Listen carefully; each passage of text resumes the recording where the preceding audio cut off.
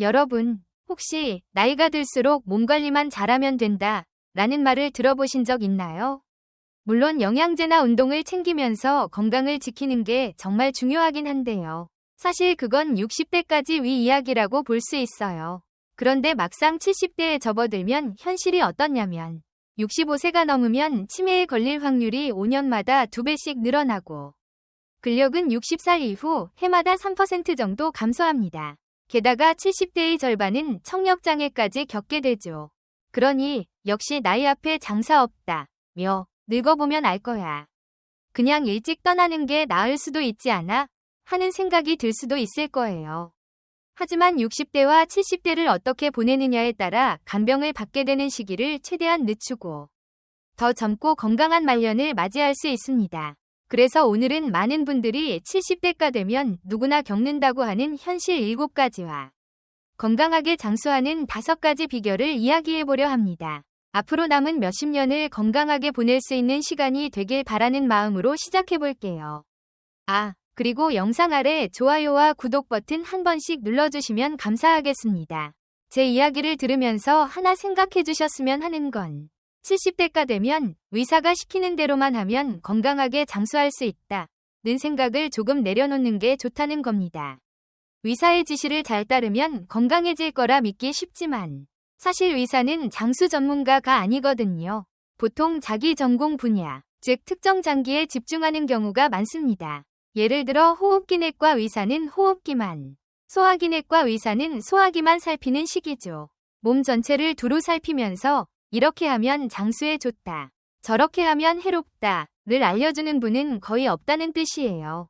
40대나 50대 분들은 갑작스러운 심근경색 같은 위험이 더 크니까 전문 분야 의사에게 진료받아 미리 예방하는 게 의미 있을 수도 있어요. 그런데 70대가 되면 모든 장기의 활동력이 떨어집니다. 그러다 보니 어느 한 분야의 전문의 말만 그대로 받아들이면 그 장기는 좋아질지 몰라도 다른 장기에 부담이 생길 수 있어요. 결국 몸 전체에 손상을 줄 수도 있다는 거죠. 꼭 필요하다고 확신할 수 없는 수술이나 치료는 받지 않는 편이 나을 수도 있습니다. 의사가 시키는 대로 했다가 생활의 질이 떨어지는 경우도 은근히 자주 생기고 최악의 경우에는 수명이 단축될 가능성도 있습니다. 특히 중병을 앓게 됐을 때 교수 직함을 가진 의사라도 무조건 신뢰하는 건 조금 조심해야 해요. 대학 교수 의사들은 특정 전공 영역에선 최고 전문가일 수 있어도 고령자 진료 경험이 적은 경우도 많거든요. 앞으로 어떤 의사가 뭐라고 하든 그냥 고개 끄덕이기 전에 이 지시를 따르는 게 정말 내가 원하는 노후 생활과 맞는가? 더 오래 건강하게 살 수 있는 방법인가? 하고 한 번씩은 꼭 스스로 생각해 보셨으면 합니다. 그러려면 다른 의사의 진단도 들어보고 직접 정보 수집도 해보면서 열심히 알아보는 수고를 해야 해요. 또 한 가지 알아두셔야 할 게 나이가 들수록 고기를 먹지 않으면 노화 속도가 빨라진다는 겁니다. 80대에도 건강을 유지하려면 70대 생활에서 특히 2가지를 명심해야 하는데요. 활동 의욕을 계속 유지하는 것과 운동 기능을 지키는 것입니다. 왜냐하면 노화는 의욕이 떨어질 때 더 빨리 진행되거든요. 뭔가에 관심을 두지 않고 몸을 움직이기 귀찮아지면 활동량이 줄어들면서 운동 기능도, 뇌 기능도 순식간에 늙어버립니다. 그래서 70대가 돼도 전 연령대 못지않게 의욕을 유지하는 게 건강을 지키는 지름길이라고 볼 수 있죠. 그러면 구체적으로 뭘 해야 할까요? 먼저 의욕 저하를 막기 위해 권하고 싶은 게 바로 고기를 드시는 겁니다. 고령층이 되면 육류보다 채소 위주의 식사가 낫다고 믿는 분들이 많지만 사실 그건 오해일 때가 많아요. 예전에 비해 간단하게 끼니를 때우는 분들이 늘어나기도 했고요. 그래서인지 70세 이상 5분 중 1분은 단백질이 부족하다는 통계도 있습니다. 동양권 식생활이 예전보다 서구화됐다고 해도 여전히 하루에 고기를 80g 정도밖에 안 드시는데 미국인들은 300g 정도를 먹는다 하니 확실히 우리한텐 아직 고기가 모자란 편이죠. 게다가 나이가 들수록 이런 현상이 더 심해집니다. 사람이 나이가 들며 의욕이 떨어지는 여러 이유가 있지만 그중 하나는 행복물질로 불리는 세로토닌이 줄어드는 거예요. 세로토닌이 부족해지면 일상에서 사소한 기쁨을 느끼기 어려워지고 쉽게 기분이 가라앉거나 짜증이 나고 우울증 위험도 커집니다. 그런데 세로토닌은 고령이라 해도 생활 습관을 잘 바꾸면 늘릴 수 있습니다. 그중 가장 쉬운 방법 중 하나가 육류 섭취예요. 세로토닌의 재료가 되는 트립토판이 고기에 가장 풍부하게 들어있기 때문이죠. 결국 고기를 먹으면 세로토닌 생성이 활발해져서 의욕 저하를 막는 데 도움이 된다는 겁니다. 그리고 80이 되는 걸 너무 두려워하지 않았으면 해요. 80대를 지나 85세가 넘으면 누군가의 손을 빌려야 할 일이 많아지면서 지금까지와 전혀 다른 내 모습을 받아들여야 하는 순간이 옵니다. 그런데 이 시기를 부정하기만 하면 남은 15에서 20년의 노년 생활이 참 고통스러워져요. 요즘은 거의 100세까지 사는 분들이 많아지니까 대부분은 큰 사고 없이 그 연령까지 이어지는 일도 흔합니다. 그러니 아이고 이렇게 늙어버렸다 하고 혐오할 것만은 아니라는 거죠. 오히려 큰 병이나 사고 없이 오래 살았으니 지금 이 늙음을 누리고 있다고 생각해보면 어떨까요? 80세를 넘어서면 이제는 내 몸이 늙어가는 게 자연스러운 흐름이구나 하고 받아들이는 단계가 돼요. 그에 반해 70대는 조금 더 몸이 건강하고 늙음과 싸울 만한 시기라고 할 수 있습니다. 이 시기에 건강관리에 집중하면 정말 효과도 크고 의미도 있어요. 물론 늙음을 받아들이는 태도는 사람마다 다른 거니까 나는 자연스럽게 늙는 게 더 좋다 하는 분도 있을 것이고 그래도 최대한 붙잡고 싶다 하는 분도 있겠죠. 어느 쪽이든 정답은 없고 자유롭게 사는 게 맞지만 가능하다면 80대 이후에도 삶의 질이 어느 정도 유지되면 좋잖아요. 머리도 맑고 몸도 움직일 수 있다면 훨씬 행복하겠죠. 그래서 70대가 늙음과 싸워볼 수 있는 거의 마지막 기회다. 이렇게 볼 수 있습니다. 70대에 어떻게 보내느냐가 80대의 모습까지 크게 좌우한다는 거예요. 그리고 누워만 지내는 생활을 하면 노화가 정말 빨라집니다. 누군가는 병원 침대에만 누워 지내고 누군가는 매일 산책이나 수영, 골프 같은 운동을 즐길 수도 있어요. 고령자가 되면 이렇게 개인차가 엄청나게 벌어지게 됩니다. 사실 젊은 사람들은 10일 정도 아파서 입원해도 퇴원 후엔 다시 어느 정도 곧바로 회복되지만 고령자는 누워 지내는 기간이 길어지면 바로 운동 기능과 뇌 기능이 급격히 떨어집니다. 그러니 고령일수록 계속 사용한다 는 마음가짐이 정말 중요해져요. 장수사회가 더 깊어질수록 몸과 뇌를 유지하려고 애쓰는 사람과 그렇지 않은 사람 사이의 차이가 점점 커질 겁니다. 특히 70대에는 자칫하면 갑자기 간병이 필요한 상황이 될 수도 있어요. 현역 시절처럼 의욕적으로 몸을 움직이고 머리를 쓰지 않으면 그야말로 순식간에 환자가 될 수 있기 때문이죠. 문제는 70대가 되면 의욕 저하가 찾아와서 뭘 하기도 싫어지고 사람 만나는 것조차 귀찮아질 수 있다는 점입니다.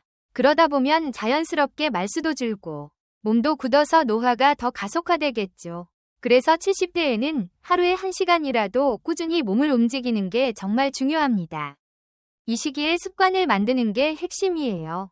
왜냐하면 대부분 이 나이쯤에 일을 그만두는 분들이 많아서 현역으로 일할 땐 루틴이 있으니까 움직이고 머리를 쓸 일이 어느 정도 자동으로 생겼지만 퇴직하면 그게 싹 사라집니다. 그러니 의식적으로 운동하고 뭔가를 배우고 꾸준히 취미 활동이라도 해서 뇌를 써야 해요. 또 70대에 만든 습관은 80대 이후까지 이어질 가능성이 높아요. 예를 들어 70대부터 산책 습관을 들이면 80세가 돼도 큰 병이 없는 한 계속 걸으려고 하겠죠. 수영이나 등산 등 스포츠를 시작했다면 체력이 허락되는 한쪽 하려고 할 겁니다. 만약 등산이 힘들어지면 다른 방법으로라도 몸을 움직이려는 마음은 계속 살아있을 거고요. 연극, 그림, 바둑, 찬기, 낭독 같은 취미 활동도 마찬가지입니다. 그런데 70대에는 의욕 저하 말고도 질병이나 부상 같은 문제들도 갑자기 닥칠 수 있어요. 암이나 뇌경색을 앓는 분들이 많아지는 시기이기도 해서 치료 방법이나 수술 여부 같은 중대한 결정을 내릴 때가 흔합니다. 또 우울증도 생각보다 큰 위험 요소예요. 우울증에 걸리면 몸도 움직이기 싫어지고 사람 만나는 것도 귀찮아져서 평소 즐기던 취미 모임이나 쉼터 같은 곳에도 안 가게 됩니다.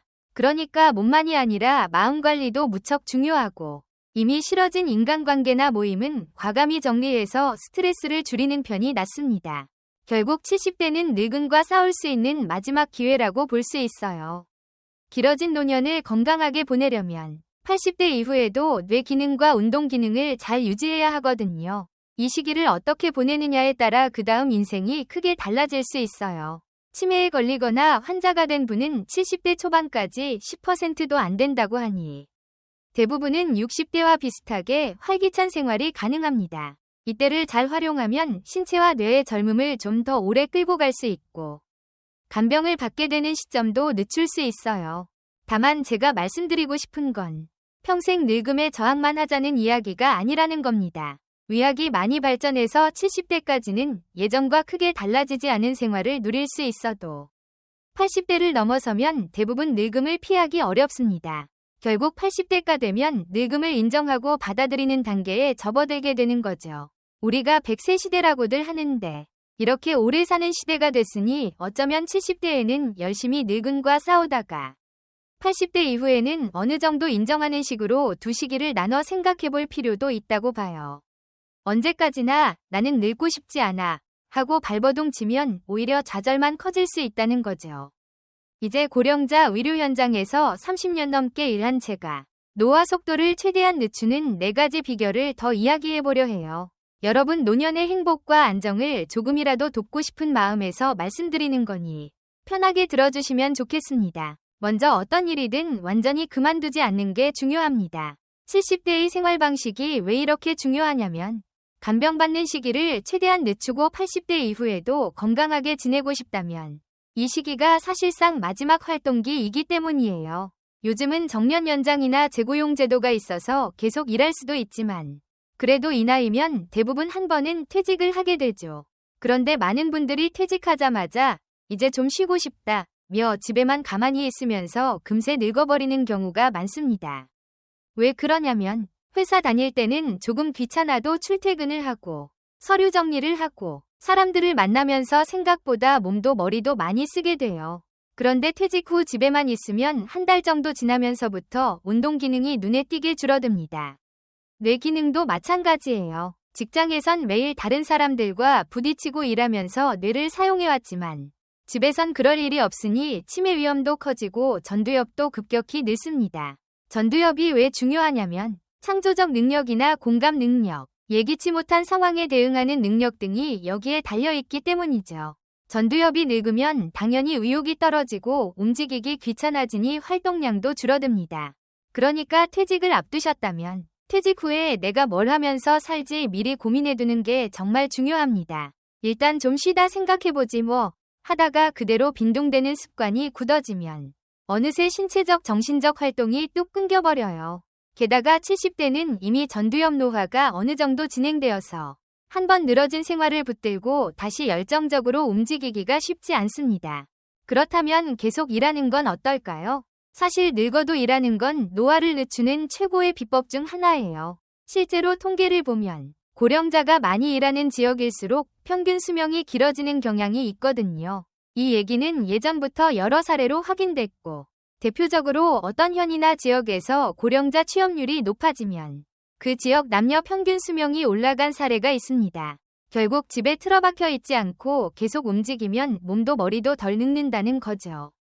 그리고 남성분들은 남성 호르몬, 여성분들은 여성 호르몬 감소가 노화에 치명적일 수 있어요.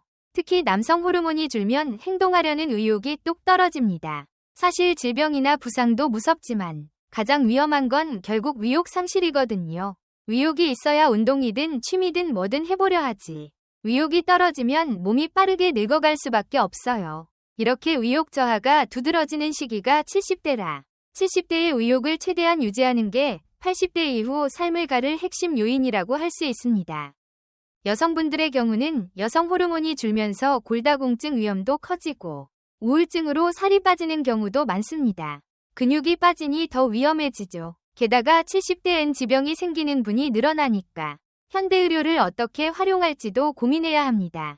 60대 중반쯤 넘어가면 부모를 부양해야 하는 상황도 오거나 거꾸로 부모가 90대가 되어서 간병해야 하는 상황이 될 수도 있으니 가정환경도 크게 변할 가능성이 큽니다. 인생의 여러 고비가 70대에 몰려오는 셈이죠. 이 시기를 어떻게 보내느냐가 80대 이후를 좌우할 수 있기에 더 중요합니다. 마지막으로 70대 생활에서 빼놓을 수 없는 게 운동 습관이에요. 아직 70대라면 몸을 꽤 자유롭게 움직일 수 있는 분들이 많은데 바로 이때 의도적으로 운동을 해야 80대가 돼서도 그나마 움직이실 수 있습니다. 그런데 70대 분들이 너무 과격하게 운동하면 오히려 몸이 상할 수도 있고 산화 스트레스가 커져 노화를 촉진할 수도 있어요. 그러니까 오히려 꾸준히 무리가 없는 선에서 산책을 한다든지 물속 걷기를 한다든지 그런 식의 가벼운 운동이 더 좋습니다. 밖에 나가서 햇볕을 쬐면 세로토닌 생성에도 도움이 되고 여러모로 기분도 좋아지죠. 일상 속에서도 예를 들어 엘리베이터나 에스컬레이터 대신 계단을 이용하는 습관을 조금씩만 들여도 하체 근력이 유지됩니다. 특히 계단 내려가기 같은 동작은 허벅지 근육에 힘이 필요한데 이 근육이 약해지면 노화가 빨리 찾아오거든요. 넘어질 위험이 없다면 안전을 잘 살피면서 계단을 이용해보는 것도 좋은 방법입니다. 결국 늙어가는 건 피할 수 없지만 그걸 어떻게 받아들이고 대처하느냐에 따라 인생 후반이 완전히 달라질 수 있다는 말씀을 드리고 싶어요. 건강한 생활 습관과 꾸준한 운동, 충분한 단백질 섭취는 기본이고 거기에 더해 사회적 관계를 이어가고 새로운 취미를 만들고 지적 호기심을 유지하는 게 삶의 질을 높이는 핵심입니다. 작은 것부터 천천히 시도해보면 인생 후반부도 분명 새로운 시작이 될 수 있다고 생각합니다. 아직 제가 오래 살진 않았지만 책을 통해 배운 걸 여러분께 전해드리며 조금이나마 도움이 됐길 바랍니다. 오늘도 함께 해주셔서 정말 감사해요. 70세가 노화의 갈림길이다 라는 책을 읽고 여러분과 나눈 이야기는 여기까지입니다. 언제나 여러분의 건강하고 행복한 노후를 응원합니다.